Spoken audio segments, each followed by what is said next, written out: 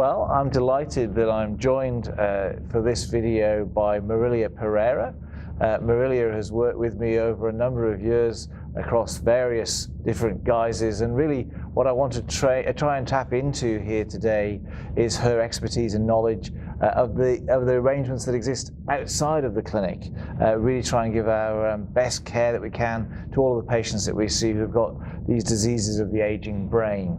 So welcome. Thank you. Thanks for having me. No, it's been our pleasure. It's great. So just to give people a feel for things, I mean, you've been working around brain disease in the community and in clinics for how long? 20 or 22 years. And so is it getting any better in terms of navigating what's available for getting care to patients?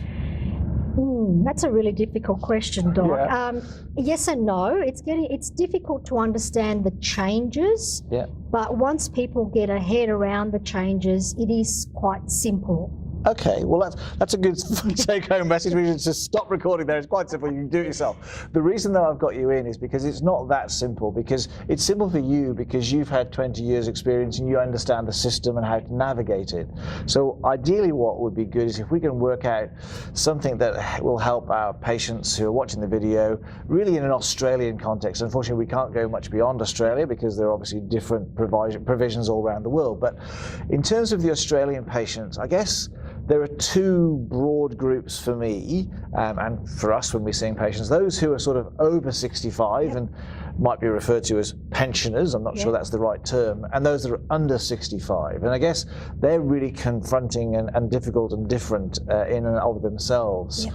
And we're going to focus really on, if you like, the degenerative disease of the brain. So the Alzheimer's dementia, the Parkinson's disease, the Lewy body dementia, and all of that category, rather than worrying ourselves too much about epilepsy, multiple sclerosis, all very worthy, and I suspect a lot of the take-home messages will be the same. Yep.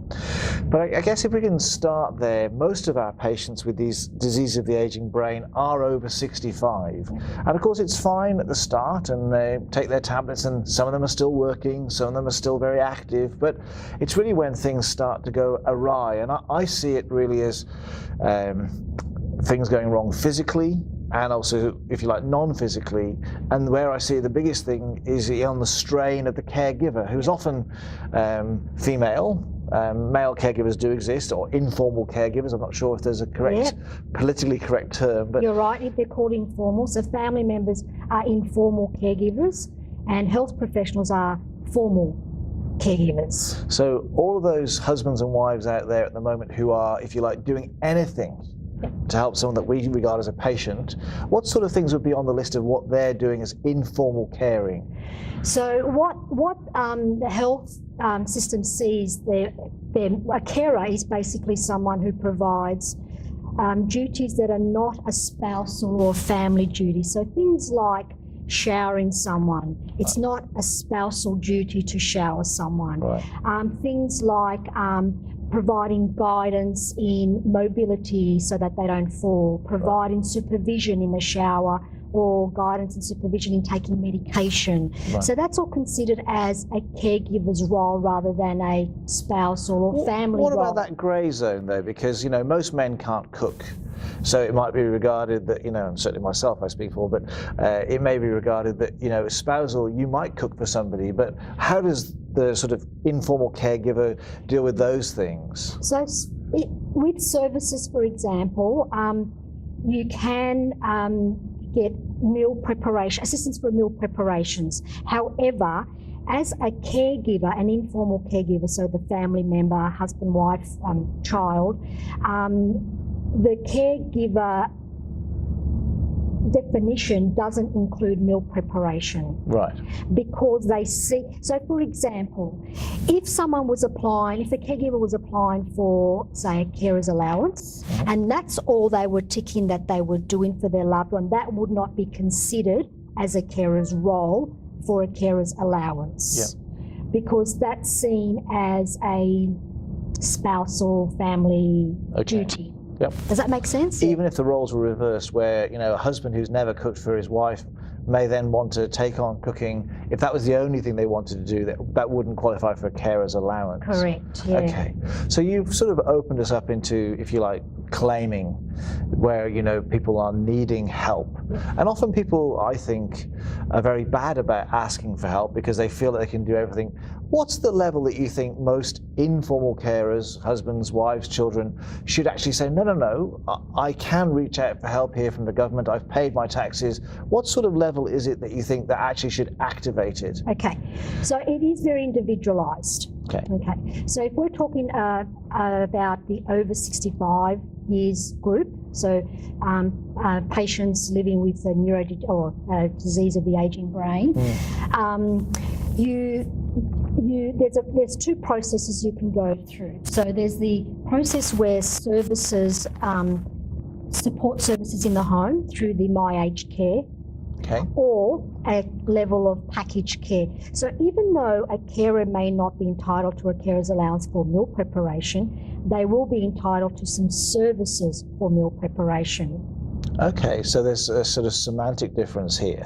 Yeah, so when you're looking at people over 65 and the requirements for their needs, if they are needing just basic services or maybe meal preparation, transport to and from medical appointments, maybe some social support, going out, social interactions, they can apply for what's called a home service support through myagedcare, and that's basic care, and that's only minimal care. So, and people only have to pay for what they utilise. So if they are only utilising an hour and a half a week of a specific service, domestic, personal care, meal preparation, transport, they'll only pay for that 1 hour and a half. However, if the need is more complex and they're needing more than just some basic care, they then have to go through an ACAT assessment or an aged care assessment team assessment to look at a care package. And a care package means more hours of care. So you've brought up sort of, if you like, two streams.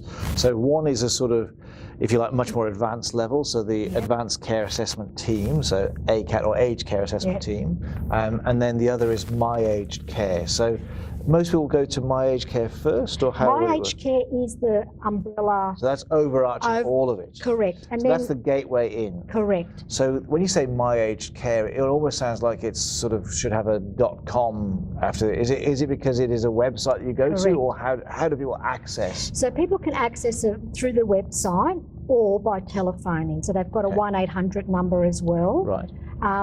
So if they go through the website, there are some there's some links to what services are available, are they entitled to services, and they can go through. But the best way is to actually ring the 1-800 number. They'll speak to somebody, and then that somebody will ask them a few questions and then link them into an assessor, and then they will get a call by the assessment at a later stage. Right. So it's the referral process is either via the website or via the telephone 1-800 number, and then they will have someone contact them to book an assessment. So effectively, for people who are thinking, oh, how do I go about this? What is it that should trigger them? As in, what level of care do you think, well, actually, the things you've just described to me, you talk about taking people to their appointments. Well, spousal care might cover that. But what you're saying is, if I don't drive, how do I do that? Correct. If I find it difficult myself because of arthritis or other conditions to make a dinner safely, then that would be in there. So, and what about, putting people to bed or safely assisting them? That's right there. I mean, if we wanted a list of things that, if you like, you pull the pin, you need help, this would be on the list. Are there any other common scenarios that you see? Yeah, so in the basic care, you have transport to and from medical appointments, you have transport to and from social support outings, you have some basic nursing care, so maybe wound care. So if someone's got a bit of a wound, they can organise a nurse to come in and do basic wound care. Meal preparations, they can also do personal care, so showering, but it's mainly someone who might only require, say, up to 3 times a week of assistance, and then the carer will do the other days. Now, If they need more complex care, so then these are the people that maybe need a nurse to come in 3 times a day, 7 days a week. Right, yep. So these are the people that are more advanced or more complex in their, they need medication supervision or the nurse to assist with medications. They may need a showering, get out of bed, put into bed with lifters, for example, Yep. where carers can't do that. So they're the ones that will be receiving a level of package of care. So do they then transition automatically to being someone who needs an ACAT assessment? I mean, these people you describe almost sound as though they should be in institutional care, nursing home provision, you know, that level of support. But what you're saying is there are ways of keeping your loved one at home, Yes. and the government want you to do that because in actual fact, that's better for the patient. It's cheaper probably for the government to do that. So there are provisions around this, and it's that sort of, that exists. But is that through the ACAT arm of myagedcare? Yes, through the ACAT. And who would work that out? Because obviously it's very challenging for those people who don't do this every day. So is that after that initial phone call to the 1-800 number, or how does it work? Yes, correct. So after the initial phone call or through the web, the myagedcare website, and the assessor will then assess the needs of that person living with the neurodegenerative condition and the carer needs as well. Okay. So they'll come in and assess what is required, and they'll look at physical, cognitive, psychosocial, mobility, all those kind of needs, and then make a decision on what level of package would be, or what would be the best service. What would be the maximum package that someone could get, and then what would be the minimum? Just to give us an idea of what the grades are. So there's so when you're looking at package of care, there's 4 grades. So there's level 1 is the This is basic. on the ACAT? Yes. Okay. Level 1 is basic. Yep. Level 2 is low level care. Level 3 is more complex, and level 4 is you're looking at the advanced patients who are needing people popping in 3 times a day, 7 days a week. And this where I think the hours are still 12 hours a week, which is not much. No, it's not. Not much. It used to be. It might so still even be across 16. all 4 grades, it's still only 12. No, for the level 4. For the level 4. Yeah. So you get less than that with level 3, 2, Correct. 1. It's tiered. Yes, Okay. correct. And then there's also one that's specific for people with dementia as well. Yes. So they will have a few more services to include some cognitive assistance as well. So they're considered a level 4, but it's a dementia sort of pathway rather than a physical psychosocial pathway. So the difference is from the home support where people only pay for a service for what they use. With a package of care, you pay a daily fee, whether you use the hours or not. So for example, if I am receiving a level 3 package of care, and that's, I can't remember, but I think it's about 10 hours a week, say, for example, but I'm only using 5 hours. I'm only using the 5 hours. I still have to pay for the 10 hours a week. But the difference now is what's happened, which is really good, is before the government used to pay service providers for services. Now they pay individuals for services. So they'll give me the money. So the money that I don't use will accumulate. So I'm only paying, say, 5 hours. The other 5 hours, the money is accumulating. So if later on I need some equipment, I might need a walker or electric bed or something. I might be able to tap into those funds that are sitting there for me that I haven't used yet. Okay, and how do people navigate that part? Because it's very, very easy for someone like yourself maybe, but what you're saying is that these people need to keep a track on what they haven't spent. Do they skimp and try and, if you like, bank up something so they can get an electric wheelchair, or how does the system really work? So every service provider that the individual will use will have like a case manager. Okay. So they'll have a case manager, and that case manager will keep an eye on their needs and whether and what happens is they're reviewed every year or as required. So if they need to step up to the next level, then they're reviewed and they get an ACAT assessment, because they have to have an ACAT assessment approval to be subsidised by the government. Anyone can utilise these services. So if I haven't got an ACAT assessment, I just pay full cost. Right. Whereas if I've got an ACAT assessment and they've approved me to have this service, then the government pays a certain amount. So it's means tested. If- So presumably, if you're a full pension card holder, then you'll get more services and you'll pay a smaller difference. So it means, I don't know if means testing is the correct term, but what they do is they do expect participants or individuals to put some money towards if they can afford it. Okay. So what they'll do, the assessor will look at their whole health picture. So if they've got a condition of the aging brain, and they've got other comorbidities, they've got lots of expenses, medications, medical bills, etc., they may not be able to afford to pay $7 an hour, for example, for a service. So they may bill them $1. Right. Something like So that. these are negotiations that happen with your case manager? Yes. Okay. Yeah. And your experience, is that something that they're generally very keen to help? Yes. Yes. In my experience, definitely. From my experience, they don't usually ask for any receipts or anything. They just go on your word.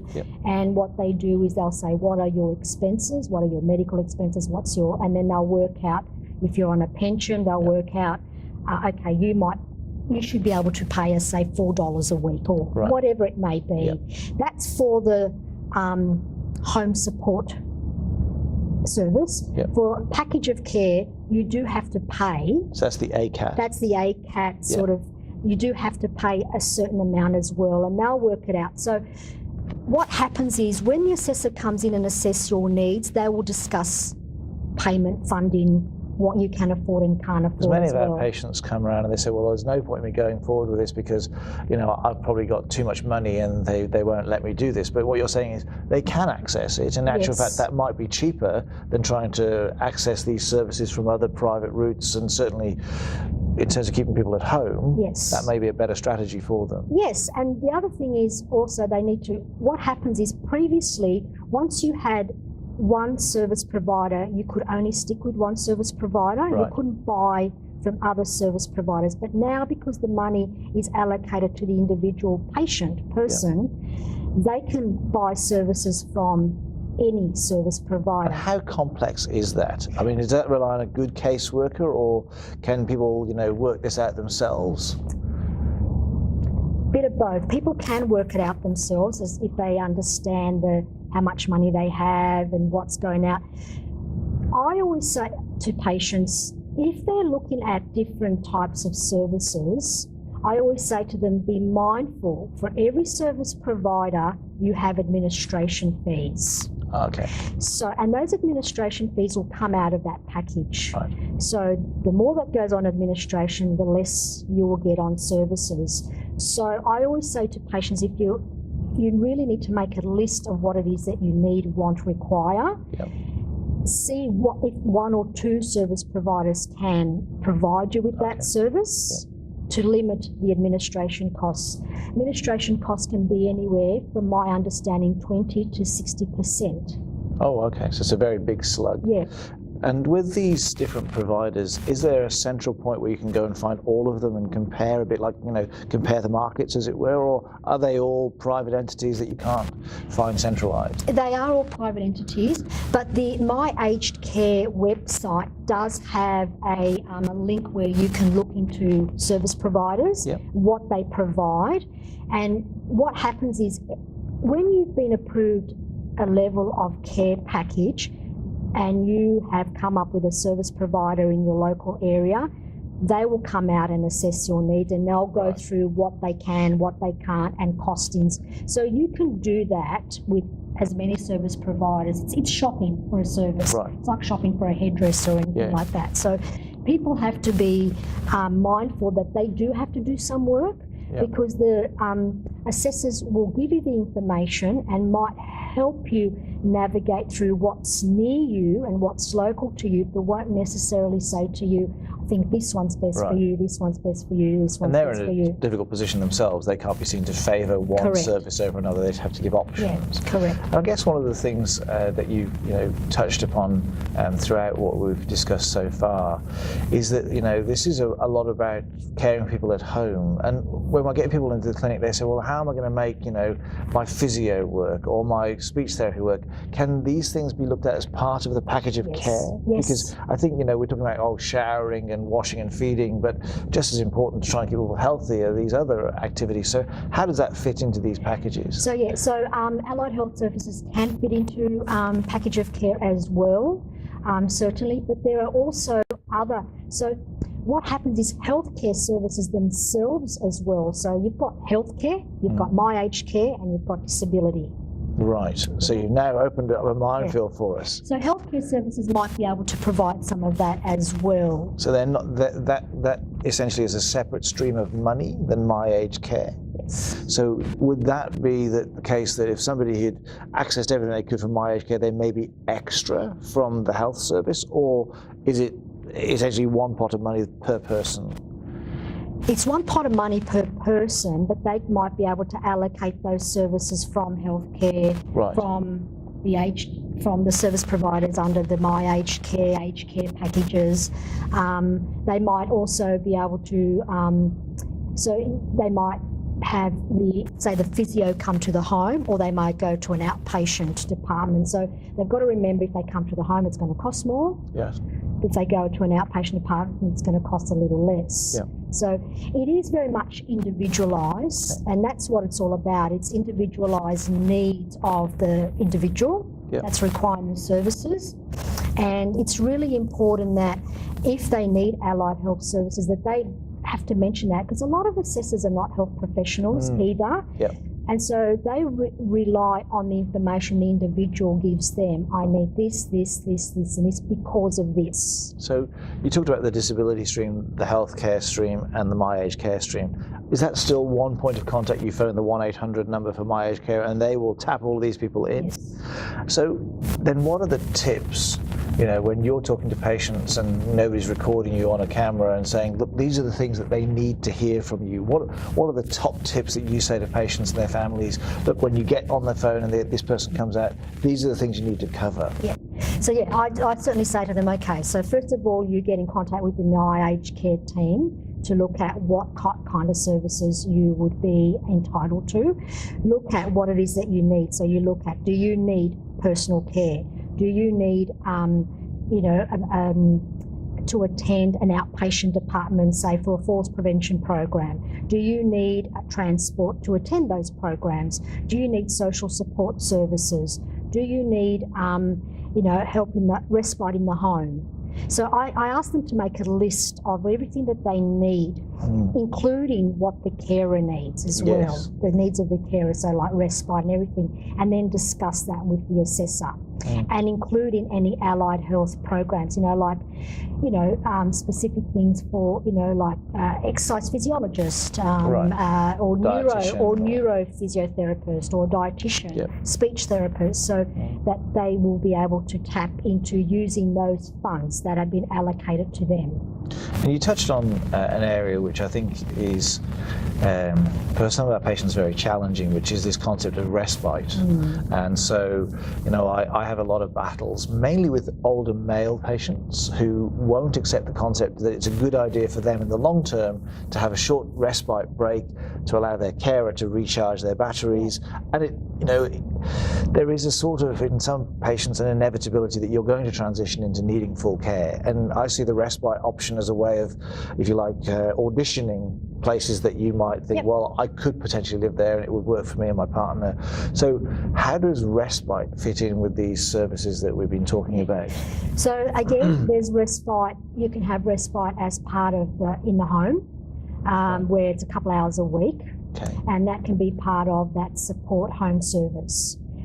If you are looking for more than just a couple hours a week of respite, so you're looking at respite into an aged care facility, or you're looking at respite into, say, a day centre, so where they provide pretty much nearly about 6 hours a day of activities, you will need to have an aged care assessment, so an ACAT assessment, to be approved for that. And I always tell patients that if you're going to refer yourself for an ACAT assessment, also include Respite in there. Right. So in case you need it. So when the rule of thumb pretty much is, and I'm the same, what you just said, I tell them as well, I encourage them to use, they get 63 subsidised days a year of Respite. So they can use that as a lump sum, 63, or they can take a couple of weeks here, a couple of weeks there, and all that. And I agree. I tell the patient and their loved one, the carer, to utilise that as shopping for the potential that they may need care in the future. I also say to them that you've got to remember your carer is not a robot. No. I go home, I recharge my battery as a health professional. Your carer is on call 24/7.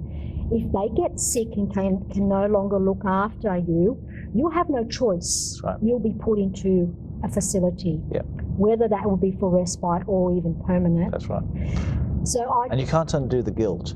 So, you know, a caregiver who's an informal caregiver who isn't trained to be a nurse is there, and, you know, their loved one falls on the ground, they break their hip, they've got the guilt forever. That patient gets into hospital, they get railroaded after they've had their hip replaced and say, well, this is an acute hospital, now you need to go somewhere. And essentially all of the decisions are taken out of your hands. Much better to be proactive, and I can't say how many times I try and I always find it's that first visit, that first step into going into respite, that first time is the most difficult. And then I find that eventually they come through and they realise that even though they may not like it, they realise that it's a necessity. My experience is that patients then, I say to them, you know, this is your time away from your nagging loved one as well. So gives your loved one some respite. Well, the levels of depression, all of those things, the sleep disturbance, absolutely, it's a two-way street. Correct. And I also found that carers who will still go and visit, I always encourage them not to visit, and I always say that if you're going to put them in care, a minimum of 2 weeks is required. Some of them do a week only. It takes them a week to get used to it. So I always say, you know, minimum of 2 weeks, takes them a bit of time to get used to. And if their loved one has a little bit of cognitive impairment, I always say to them, put a big piece of paper on the wall with the date and the time that you're going to come back and pick them up, so they know that you're coming back. And they're not constantly asking, when are they coming, for example. And that seems to work. The other thing is also the carers that do still go and visit their loved one, they have, the feedback I have had from them is that they seem to enjoy their loved one better. Because they're more relaxed and they've had time out. And even if they do go into permanent placement, same thing. They tend to really enjoy their loved one a lot better, take them on outings, etc. It's a big thing to go from being a husband or a wife to being a caregiver and a husband or a wife. You know, it's not the same relationship, so it is a lot of strain. So look, we've talked, I think, a lot around that, if you like, end of the spectrum. What I'd like to do is to shift into an area that's giving increasing headaches, I think, which is this NDIS, is it the National Disability Insurance Scheme, which, a fabulous idea, but what exactly is the NDIS? Who is eligible for it? And where do we access it? So basically, the way I explain it to patients is, if you look at, when it comes to services required, there are two funding bodies. So there's the myagedcare funding body, and there's the disability funding body. So the National Disability Scheme is part of the disability funds. So someone has made up that if you're over 65 years of age, there's an arbitrary cut. 65 it is. Is myagedcare. Under 65, you have to go through the NDIS to look at eligibility for services. So the NDIS looks at people under 65 who are obviously Australian citizens or have permanent visas, and they have either a permanent or likely to be permanent disability or condition. So people with a neurodegenerative aging brain, they'll fit under that.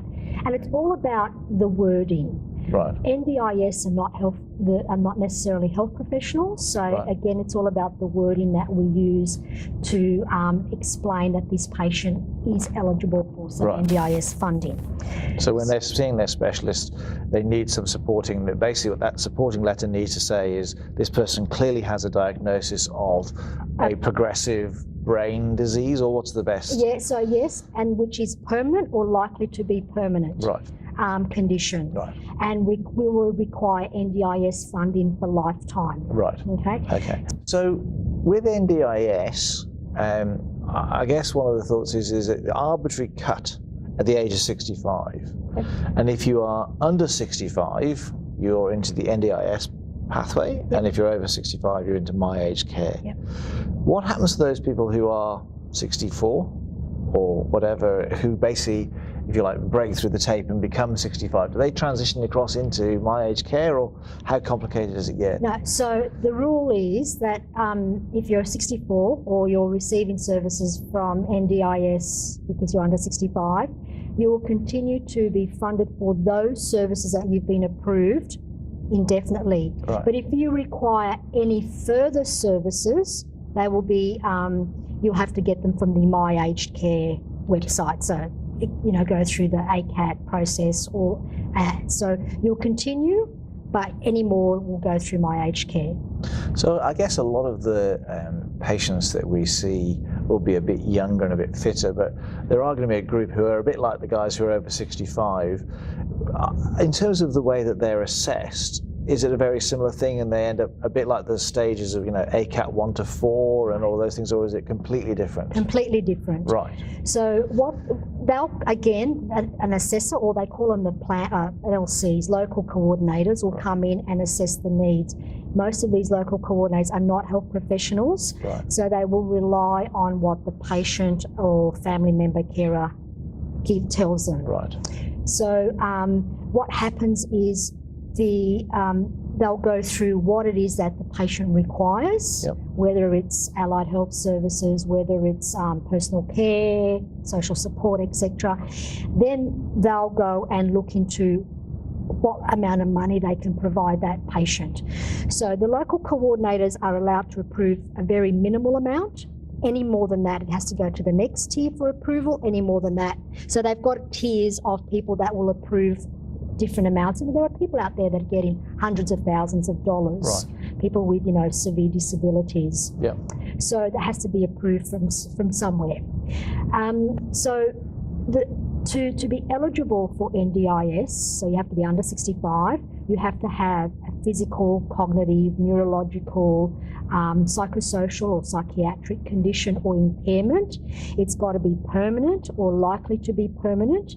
And you have to be an Australian citizen or have an Australian visa that you live in Australia. So they're the eligibility criteria. So for our families, when we're talking to them and they're thinking about going down this pathway, one of the things that they really need to clarify with their treating team, their specialist, is that they are going to be eligible. So I know that we get asked in the clinic a lot, basically, can you provide a letter, I'm going to apply for the NDIS.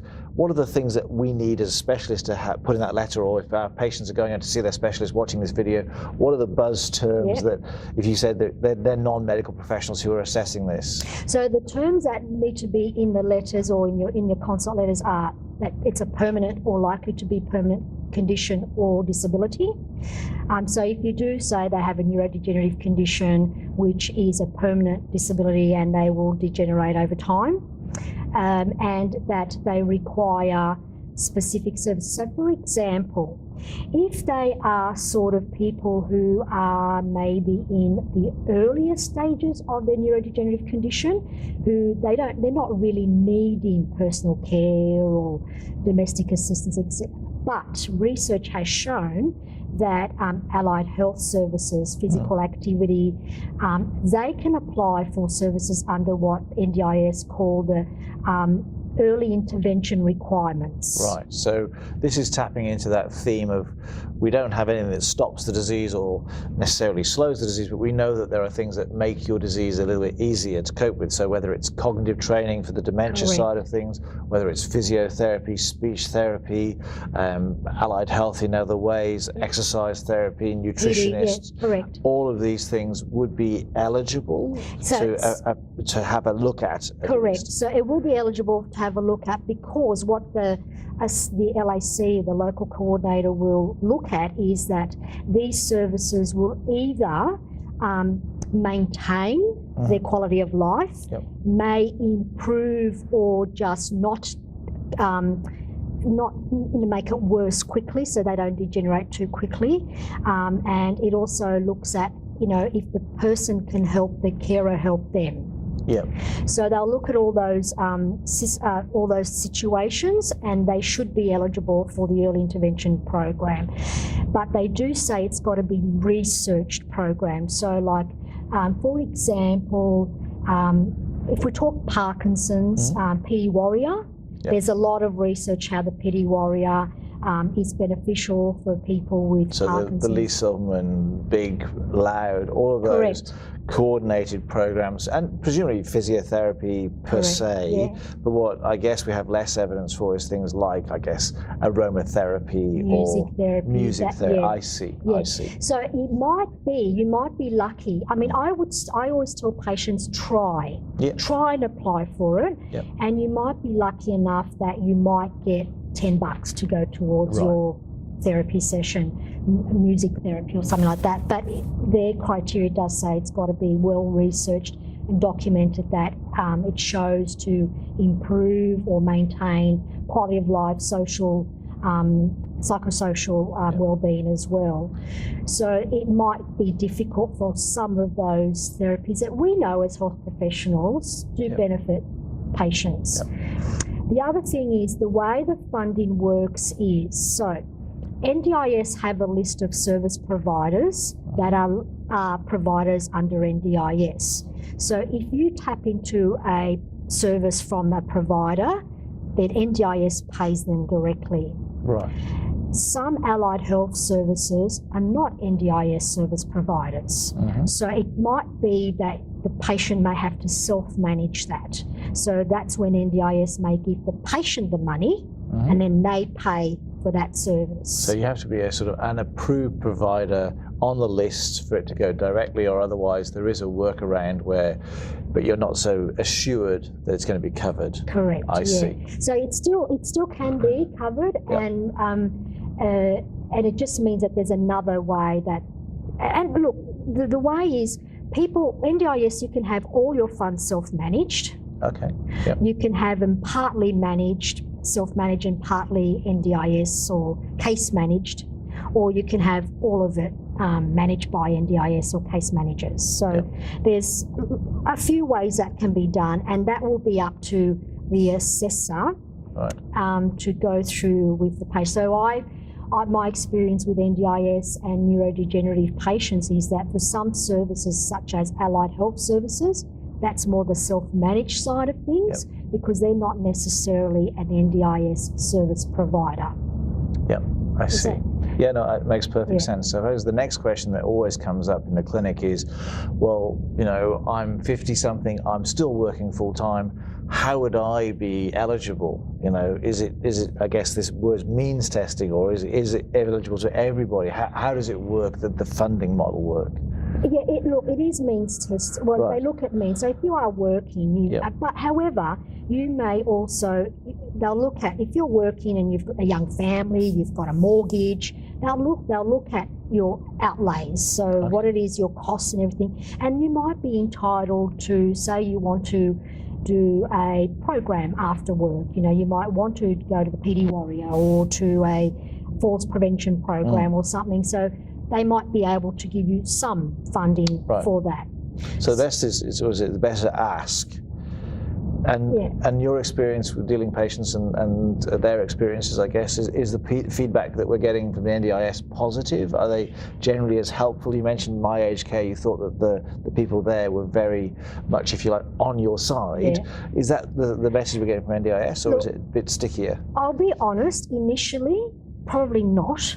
But I think it's because of a lack of understanding of the needs of neurological patients, right, and particularly neurodegenerative patients. Right. But I think it's getting better. I think they're understanding neurodegeneration, and health professionals are getting better at using the appropriate wording or terminology, right, that will help patients become eligible for funding. So words like permanent, likely to be permanent, right, early intervention programs, yeah, that sort of stuff helps, yeah, because patients will need consult letters, will need to either complete the NDIS eligibility forms, which, yes, GPs or practice nurses, or if they've got a community nurse or linked into a clinical nurse, can help them, and then they can add consult letters. So are those forms something that most patients and their families could answer without those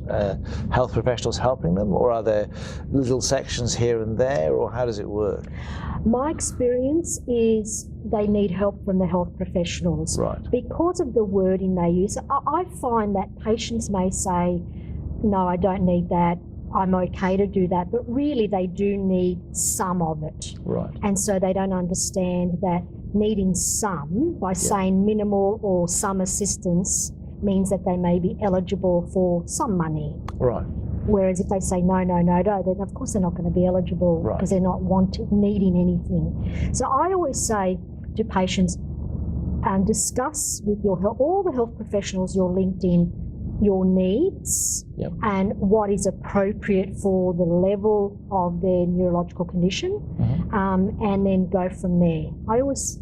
There's no harm in asking, no, and then if they come back and say, we can't give, yeah, you this, but we can give you this. And are there any helpful, if you like, patient-centered resources, websites where we can direct people to say, look, why don't you go through this checklist, or there's a helpful blog or a forum that might be able to help? The NDIS website has got lots of links where they'll have starting up or looking at eligibility, mm-hmm, looking at forms, and there are also some communities have what they call, I think they're like case managers as well, but they'll help them complete forms. They're not health professionals, yep, so they can't help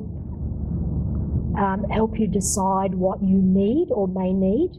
They'll just help you complete forms. Right. So I always say, if you're linked into a clinical nurse or GP or practice nurse or neurologist, geriatrician, discuss with them, right, what are appropriate services that they will be entitled to. Mm-hmm. That would be appropriate. Like the thing about NDIS is it's what they need now. It's not what they're going to need next year, right, because they've got a neurodegenerative condition. Yep. So now they need this. In a year's time, they'll be reviewed, yep, and they'll need that. Yep. If they've got a neurodegenerative condition where it's probably a little bit more faster progressive, mm-hmm, NDIS have now, they'll reassess much sooner. Right. So some of those aggressive dementias and, yeah, the patients with, physical complaints who are doing not so MND, well. that's, yeah, absolutely. So they will now, instead of waiting that year, yep, which some of these neurodegenerative conditions, so they will assess much sooner. The only problem is for your initial plan the first time, it takes quite some time. It, right, can take, so from the time you make that phone call or log into the NDIS and refer yourself via the website, they say that you should get a contact person within 21 days to make contact with you. Yep. Then it may take anywhere up to 3 to 6 months for an appropriate plan to be put in place. Right. If you are receiving service, so for example, you're an under 65 living in an area where NDIS is now transitioning into, so you're receiving other services such as the home support services, they should continue up until your NDIS services start. Yep. So there's like a grandfather-in sort of program. But if you're newly diagnosed with one of these diseases, effectively what you're saying is that you might be expecting 3 to 6 months before your application is approved. Yes. Right. Before the plan, depending on what it is that you need. If it's Right. something that may be early intervention, Yep. something that's more doesn't require a large amount of funds, Yep. it may not be as long. But But if it's someone who has a faster degenerative condition, MSA or some of that, who's needing a lot more complex. Like multiple system atrophy, where they're fainting, they're swallowing, or their bladder, or something else, maybe, as well as their mobility and the balance. So those are the cases. They might need a lot more Yep. funding, so it takes a little bit longer to go up the tiers Yep. for approval to be made. Okay. So I always say to patients, get in early. Yep. So start off with some of the early intervention programs for some of our newly diagnosed who would benefit from physio or neurophysio. Is there a relatively easy ask, and then you can always build on it because it's you can go back to the well as your needs change, is what you're saying? Yes. So Right. so even though they say that a plan is reviewed every 12 months, if your needs do change dramatically, they will review it. They will. That's something that they've learnt that they have to do, in particular with neurodegenerative conditions. So, because initially what the plan was that you have someone with a physical disability, that's not going to change really. Someone with a cognitive disability or disability, that might not necessarily change. So things are the same for quite a number of years, whereas with neurodegenerative conditions, things change weeks, months. And just to tap into one of the things that comes up commonly, counselling. And that's something that can change very quickly. You know, people can be doing okay, and then it hits them like a brick. And where does counselling fit into? We talked a lot about physio and, if you like, these other allied health. But counselling to me strikes me as one of those things that's almost a must-have for most of our patients. So it should fit into the psychosocial side of things. Right. So again, it has to be either a registered counsellor or psychologist. Yep. It can't just be the neighbour counselling you, for example. So people can try and apply for counselling services, but you've also got the thing about NDIS though. If services are provided through healthcare, so through the mental health care, people can get counselling services through, like they can get the extended package of care, and they can have 12. So they may not provide that because the patient can tap into that. Correct. So that's usually this. I mean, it's a very limited services, and I think you can get 5 or 6 treatments across things like podiatry and speech therapy and counselling. And most people who need counselling need more than that sessions. But what you're saying is if you've accessed that, or if you needed to access something in a hurry through the GP and getting the extended package of care for the counselling services may be quicker than going NDIS. Correct. But also, if under mental health, so if the person has a mental or a depression or anxiety, that's a mental health. Absolutely. So under the mental health program, they can have, I think it's 12 free visits a year, which can be extended if required. Okay. So if they use those 12 or subsidised visits, and then towards the end they'll review it and it needs to be extended, the GP can extend that. So the referral can be extended for more than 12 visits a year. So they'll have access to that. And I would say that NDIS will not provide counselling if it's seen as a mental health for depression, anxiety, because they should be able to tap into through the mental health care. Yeah. Got you. So NDIS will not provide services that people could access through healthcare. Right. So, for example, a continence nurse. Yep. So if someone needed to see a continence nurse for bladder bowel function, they probably won't fund that because they should be able to access that through healthcare. Right. So that's the way NDIS see things. But the problem is healthcare don't get extra money for people under 65. So they'll say to the person under 65, no, you'll have to go through NDIS to try and access that service. So there might be a period of here, there, here, yeah. And so just to sort of wrap us up, where are the biggest pitfalls? Where are the things that you see patients and their families just, if you like, stepping on things that, smack them in the face, could be avoided? So one of the things is if you have tried to apply for NDIS funding for services for someone under 65 and you've been knocked back, so you've been deemed not eligible, you can contest that. Right. So you can reapply and say, why and try. And if it's still deemed not eligible, you'll receive a letter from NDIS, and then with that letter you can go to the myagedcare website or phone number, and you can then receive services through the package of care. Okay. The other thing is, I always say to people, if they can have someone to advocate for them or with them for some of these services, in particular services for allied health services under the early intervention. There are some of the associations that might be able to help people advocate. So places like Dementia Australia or Parkinson's Australia or the States and Territory organisations. Correct, yeah. I definitely know that Parkinson's New South Wales do advocate, and it wouldn't harm people in other states to ring their state association to see if they can help out with advocating and basically fighting for the helping fight for the patient. They need these services because.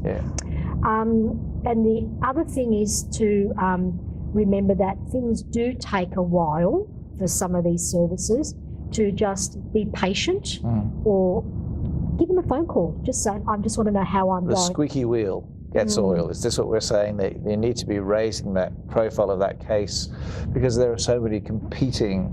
So either ring your case manager for the myagedcare side of things, or you ring the local area coordinator or LAC for the NDIS and say, just want to know how things are going.